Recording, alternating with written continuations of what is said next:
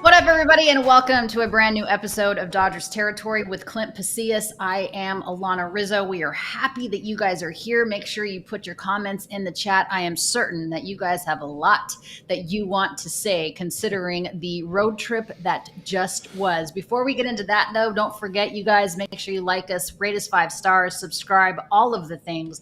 And don't forget, we have Dodgers Territory merchandise. You can have it as well. DodgersTerritoryShop.com is open. Click the store button here on YouTube.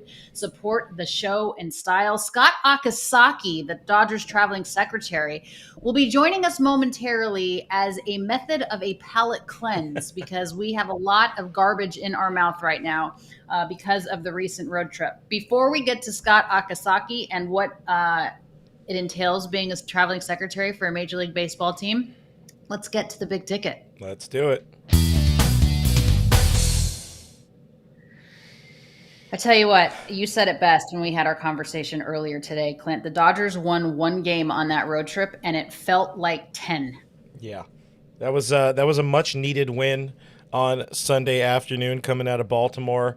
Shohei Ohtani puts the team on his back. Miguel Rojas continues to be a really good table setter just overall over the weekend. Mookie Betts is back to being the Mookie Betts we know and love while playing an exceptional shortstop. I want to shout out Ben Rortvedt for being kind of not bad while filling in for the injured catchers, which I did blame you for putting it into the ethos that perhaps Listen, this team could I didn't lose. put it into the ethos. It's obvi. Duh. Yeah, It's no, obvi. When you have Will Smith get hurt and then you see Dalton Rushing foul a couple balls off of his body parts, you're just thinking to yourself, who is going to be the backup catcher if, in fact, both of these guys go down? Enter Ben Rortvedt. I had never heard of the kid, and that's on me because I don't follow the minor leagues as closely as you do. But it just harkens back to the day of, did we need to let Austin Barnes go? Did we need to? I mean, I don't care if Austin Barnes, the real AB, was hitting 220. I like what he can do behind the plate, but that's neither here nor there. It doesn't matter. Austin Barnes isn't on this team anymore. Ben Rortvedt, good job. I wasn't trying to put it into the ethos, but it wasn't that far-fetched, obviously. Also, I mean, you got to shout out this front office, Andrew Friedman and Brandon Gomes for some of the trades they made at the trade deadline. Yeah, a lot of us wish that the splashes would have been larger, but this dude kind of being some sort of random addition while I think he came in the Hunter Fiducia trade or whatever the trade was, but nobody had this dude. Ben Rortvedt along with this Paul Gervais or whatever, just some weird names that you've never heard of for sure, kind of being organizational fillers. All of a sudden, this kid is playing a kind of important role, and he caught some pretty good baseball over the weekend, by the way. Starting pitching was very good for this team, as it continues to be. Shohei Ohtani, solid after being pressed into duty because Tyler Glasnow was unable to answer the bell on Friday.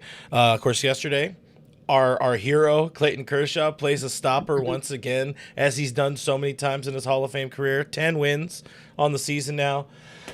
And yeah, all right, there's all of that out of the way. Yoshinobu Yamamoto, my God, 8 2/3, no-hit baseball. Then Jackson Holiday happened.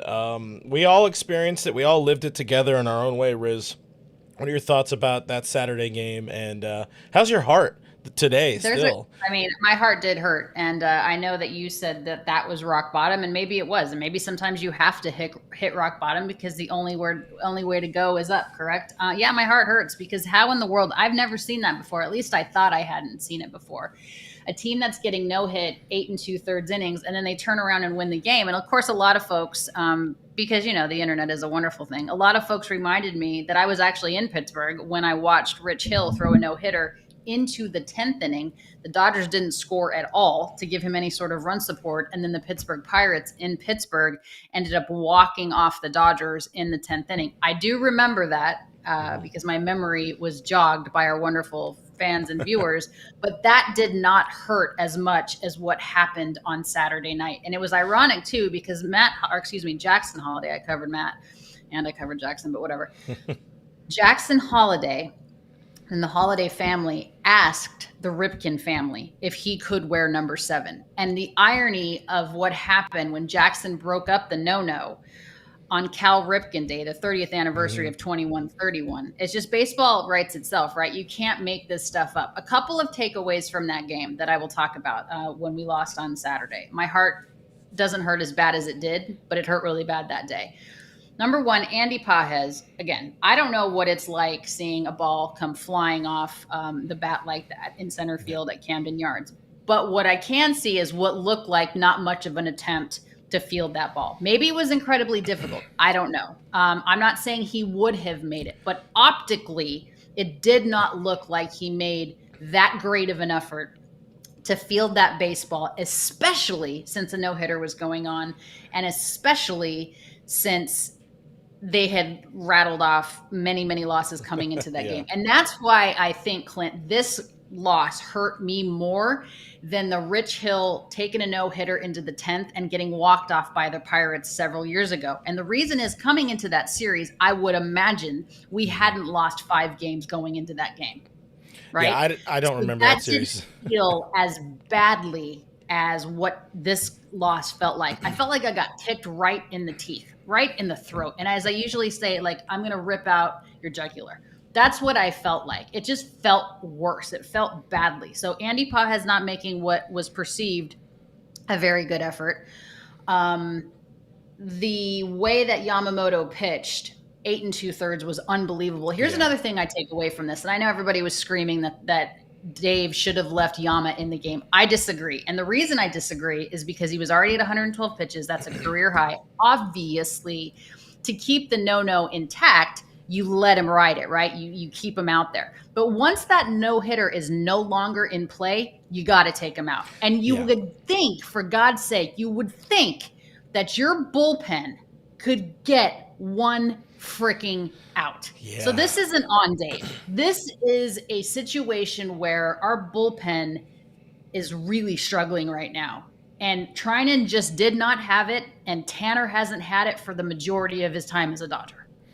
Yeah, we said when we were talking earlier today, I told you the every wheel on the car fell off, even the spare tire in the trunk, and there was stuff on top of that spare tire in the trunk. Yeah, this wasn't like a spare tire on a Jeep or a Bronco, like on the back. This was like everything is on top of your spare in your trunk, and all that shit just got moved. And by the way, the Jackson Holiday homer, some people were I saw some people having some issue with Yamamoto's pitch. I mean, he dotted it. He hit it right. He threw that pitch right where the glove was, and he had been on all day. Just credit to Holiday for getting just enough of that pitch. Yeah, you would like to see a little bit more, even if it's performative effort out of Pages. It is what it is. At that point, still, you had a chance to win the game. Like you said, Yamamoto pulling him at that point, that's the right call for Dave.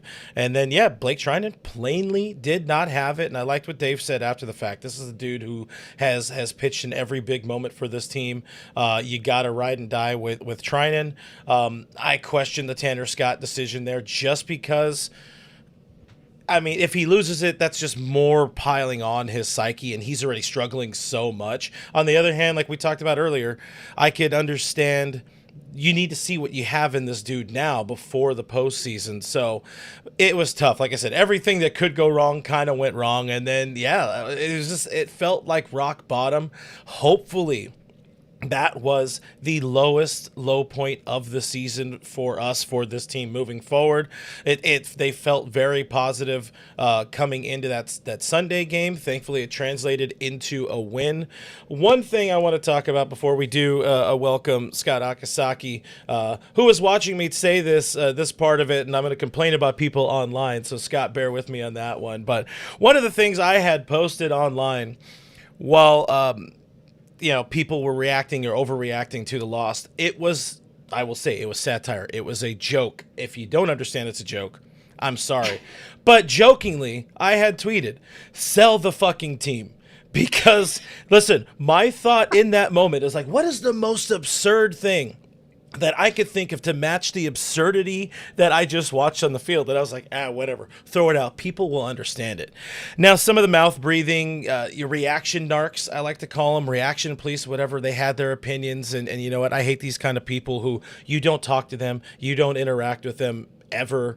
You see each other's posts on social media, you don't follow each other or whatever, but they take your tweet, and then they quote tweet it or whatever, and they spin it to something. And Riz, I know you know plenty about this kind of stuff, but they tweet it to their following of even worse mouth breathers who are like, oh, can you believe what this guy just said? I can't believe that they have a platform. Anyways, these people are the worst. And I have a platform to tell you people to your face, you are the worst kind of people on the internet. The people who have to tell you that, oh, you have a reaction, you have feelings, it doesn't match what I want to say, or it's so absurd that I'm going to tell my people, look at this idiot. It's a joke. It was a joke. It's absurd. Of course, I love the Guggenheim organization, the ownership. They're not paying me to say that. I remember Frank McCourt. I remember that era. I remember living through Fox. Things were tough. The Dodgers have it great. They always have it great. But, Riz, as you said, coming out of this stretch with all the things that were kind of going wrong, needed that win, and it was painful, and it sucked, but it was a joke, and these people are the worst. I'm glad you got that off your chest. Welcome to Clint Pasillas' TED Talk. All right, we're gonna join. We're gonna be joined by Scott Akasaki momentarily, right after this break.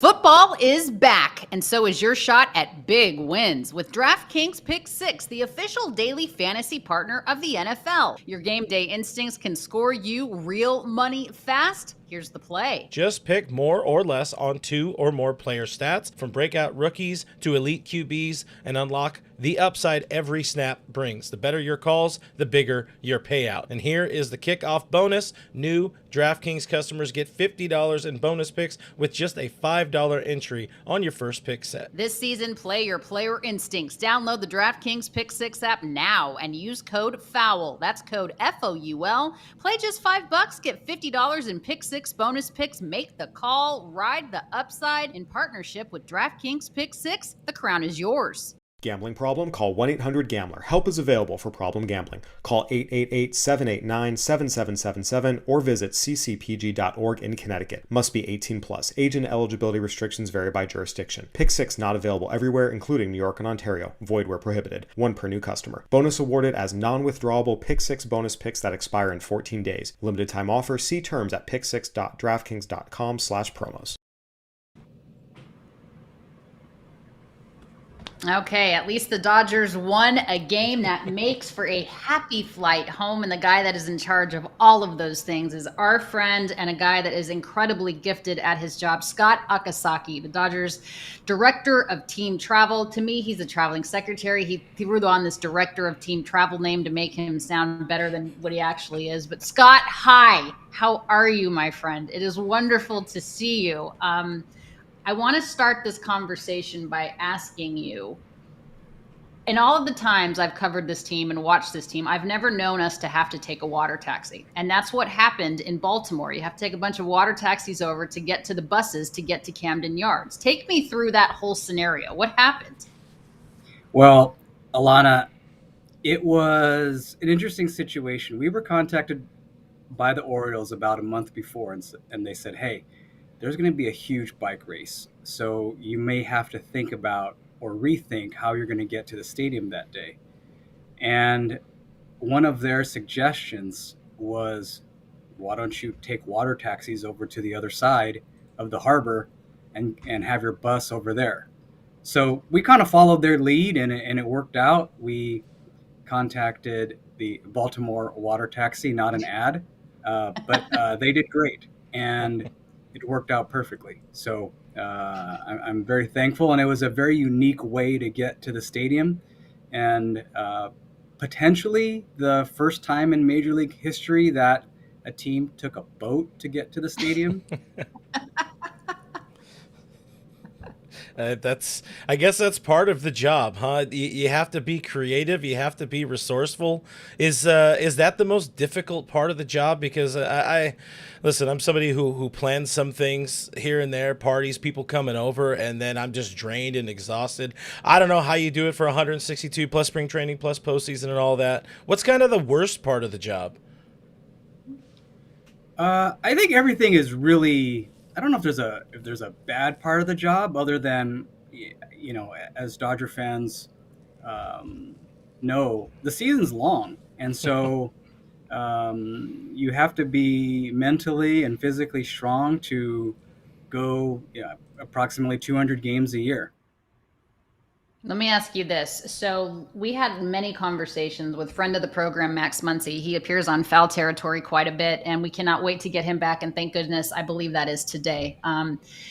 He had talked about last season, Scott, how he and a couple of other players, obviously, really wanted to bond in the last few weeks of the season. And they kind of wanted to just be not necessarily boys club, but really just let's focus on this part of the season so we can claim the ultimate prize being a World Series championship. So that was a little bit different in terms of travel, different planes, maybe more planes, players only. Take me through your perspective of that as director of team travel for this team when logistically, a new postseason arises that's different than the postseasons before. Yeah, well, our job, Alanna, as you're aware, as members of the support staff, is to enact what our players and front office want. And the decision was made last year. As you're aware, we hadn't won other than 2020 in the bubble where we didn't have to travel. We hadn't won in the traditional method of traveling, so we wanted to think out of the box, and that was one of the ideas that came up. Was, hey, why don't we go on two planes? And so that was something that was set forth, and we were able to follow through with that plan, and it worked out for us. So, are you doing it again this year? Most likely, yes. Well, isn't the team got to get there first? You guys are generally traveling on two planes as it is over the course of the season now, right? How is that working out? Yes, that is how we're doing it, and I may be the first team in pro sports to travel on two planes. I'm not exactly sure, but we are doing that, and it's worked out well. And one thing, just to sort of peel back the curtain, when we were in Pittsburgh flying to Baltimore, which isn't that long of a flight, we got word that there was an oil light on the player plane. And, when your oil light goes on in a car, you just find some oil and pour it in and you're on your way, right? It's really not that long of a delay. For an airplane, there's a little bit more involved, and didn't know exactly how long it would take, whether it was truly low oil. And so we had the contingency to, if stuff started to go bad in the middle of the night in Pittsburgh, remember it was a night game getaway day, we had the contingency in place to have all the player group jump on the staff plane. And we would have been fine, but we have a good team in place, and we were ready for all of that if it had happened. And I think that's one of the luxuries of traveling on two planes is hopefully you're able to stay nimble and ahead of any type of mechanical problems, because that is, to get back to Clint's question, the worst part of the job is when you have a airplane mechanical issue, because there's nothing you can do about it other than rely on the mechanics. And so and parts and availability, and there's so much that's not in your control. So that's probably the worst part of the job anyway. But with two planes, you have an out. I have a 38-part question for you, Scott Akasaki. Number one, since there's a player plane and a support staff plane, who in the support staff plane gets to sit in first class now? Because when we were all together, the coaching staff and some broadcasters were in first, and then it was some support staff, and then it was broadcasters for few rows, and then it was players in the back. So now that there's two planes, who is first class on the support staff plane, on the non-player plane? That's all coaches. Okay. So the coaches aren't even with the players. Correct. Ah, very nice. Very nice. All right. Part number 2. You have been with the Los Angeles Dodgers since 2000 in this particular role since 2005. Scott Akasaki, you've been doing this for 20 years.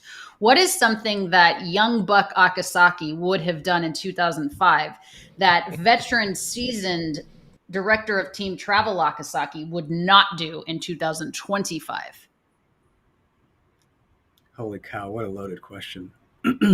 Thanks for the questions in advance, Alanna. You know, I think just I think in life, right? This is not necessarily a work related question, but a life question. The ups and downs of one's day is the young Scott Akasaki would sort of jump and react. And Mm-hmm. the version now is a little bit more, okay, let's wait and see what happens. Because sometimes things take care of themselves. Sometimes they don't. And I think life experiences can sort of act as signs. And maybe your first initial reaction isn't the best reaction to have, or maybe not the best choice to take. I mean, we learn a lot over 20 years of doing any sort of gig. I got a lot to learn, clearly, about just general things about life. One thing I'd like to learn by having you here is, listen, I'm somebody that loves a team dress-up day. This is definitely a palate cleanser of a question here. I love the team dress-up day. One, is it coming back in 2025? I know you're not directly, immediately in charge of all that kind of stuff, but people can throw back to one of your best dress moments, being Freddie Freeman here in 2022, and I think you nailed it. The high pants, just an absolute touch of genius there. But is it coming back? And what has been your favorite team dress-up day moment?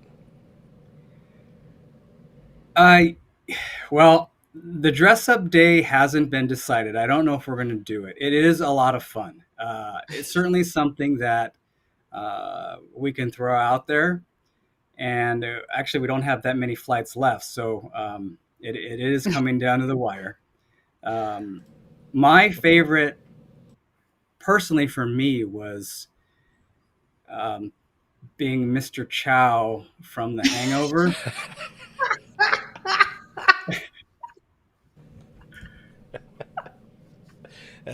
That's a good one. That's a good. I couldn't find that photo, by the way. I gotta get where's Suhu at? I need to get that photo from Suhu real quick. Well, Yeah, hopefully that they can was find a way to make that happen, because I think it feels like this team could use a little bit more, a little joy, spark a little fun to end the season or whatever. But also, there's something to, hey, let's keep our heads down and try to go out there and start winning some ball games and all of that. No. Scott likes don't. I know he's looks very serious right now, very professional, very very buttoned up, which he is. Best traveling secretary in the league, and I've dealt with a lot of people in this game. But Scott, why don't you tell him how you scared the absolute hell out of me one time in a hotel room when it all started with pens? Oh yeah. So I would where Alanna would work, right, would be next to the dugout. And I noticed that she was using a hotel pen. And I think I sent her a text, hey, nice pen that you're using. And I didn't mean anything by it, but I felt like she would want more pens in her room.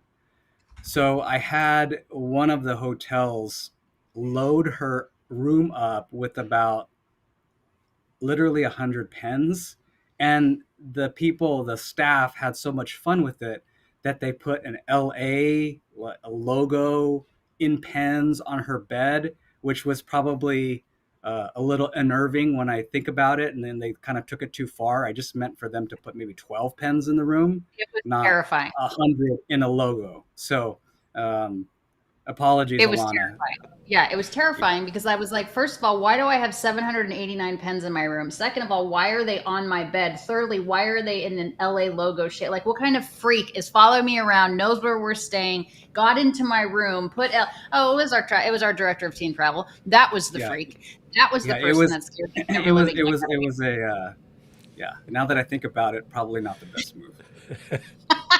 Slightly unnerving. Let me ask you one more question before we let you go. So, the Dodgers are one of the most gracious and giving organizations that I've been around in terms of how well they treat not only support staff and employees of the organization, but the families of the players and all of that. Now, you and your beautiful wife, Tiffany, have 5 children. There are other folks that have, kids, and in the postseason, everybody gets to go. Logistically, though, how much of a nightmare is that? Getting everybody coordinated, especially folks that are not used to charter travel and are not used to our system, making sure that you get all of them taken care of, but knowing that the players are your main responsibility.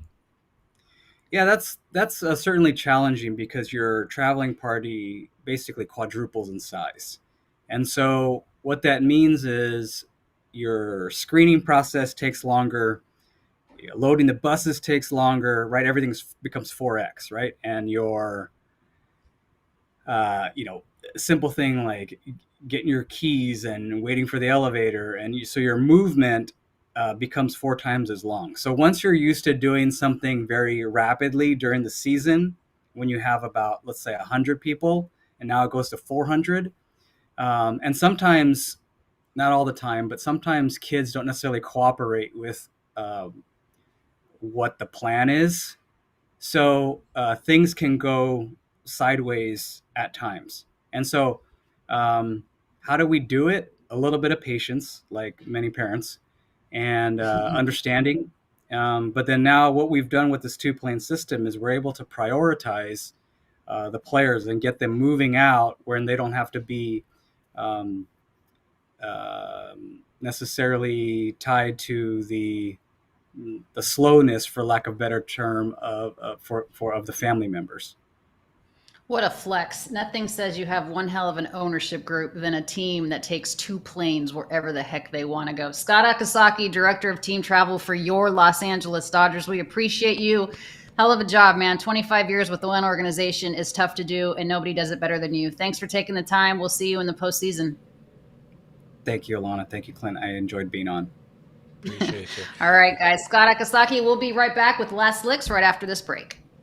We are longtime fans of Omaha Steaks, and I am drooling looking at the website right now, featuring USDA certified tender steaks, and also during their Red Hot Sale event going on right now this fall, 50% off site-wide at omahasteaks.com. Plus, for the FT fam, an extra $35 off with promo code FOUL at checkout. You've been a big fan of Omaha Steaks since your early days as a pro.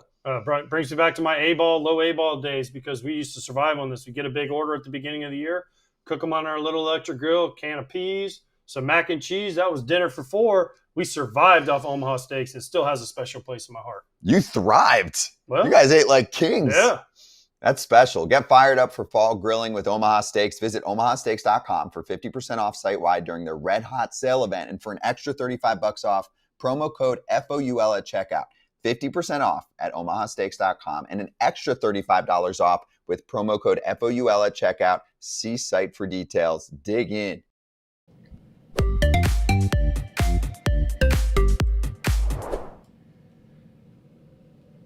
All right, time now for Last Licks, introducing you once again to Havana Unana. She needs an adopter, guys. She is being fostered right now in La Habra, California. She is a boxer and pity mix. She was found in Inglewood, absolutely emaciated, starved. Actually, ironically, ran into the home of the Guidry's Guardian Foundation vice president. Her husband was walking her own dog, and Havana ran up to Ramon and followed him inside. I mean, talk about kismet, right? Talk about meant to be.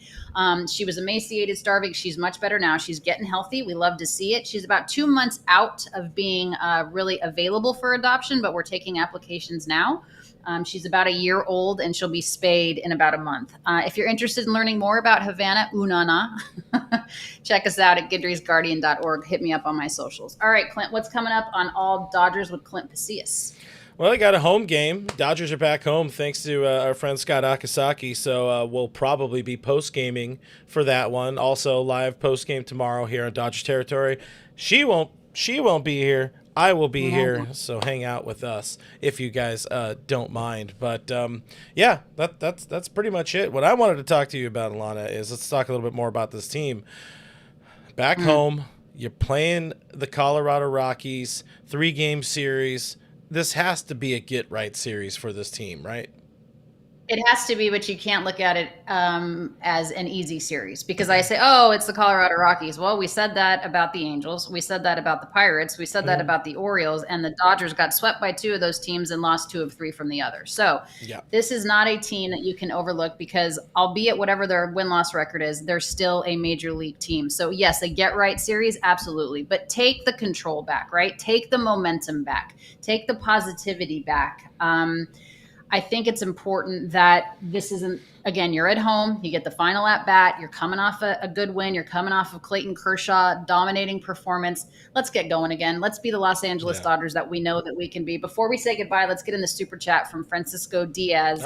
Road trip was a heartbreaking one. Phillies gained more ground, division lead down to 1, and don't look now. Those 7 games against San Francisco are very important now than they were this time last week. And he's right, but that's okay. And the team knows that too, right? The team absolutely knows that. And there's help. Max Muncy's back today. Alex Vesey is back today. So you're getting a good arm in the bullpen. You're getting a much needed cog in that lineup. Fabian Ardaya, friend of the program, writes for The Athletic. Tommy Edman is close. Plan for Tyler Glasnow is to start a game in this Rockies series. So probably not today. My guess would be tomorrow for Glasnow. So anyways, guys, thanks for being here. Thanks to Scott Akasaki. We always appreciate, our guests taking us someplace we can't go. We appreciate that very much. It was cool. Don't forget the Dodgers Territory shop is open, DodgersTerritoryShop.com. You can scan that code on YouTube or go to the website, DodgersTerritoryShop.com. Thanks for watching. Clint is back tomorrow for postgame. He'll have a special guest on the show. And then I will be back with Clint on Monday on Thursday. Our regular time. Thursday. I'm sorry, Thursday. My bad. I don't know what day it is. Whatever. I'll Days be back, have no not meaning. tomorrow, but Thursday. All right, guys. Thanks for being here. We appreciate you very much. Go Dodgers. Beat those Rockies. Bye.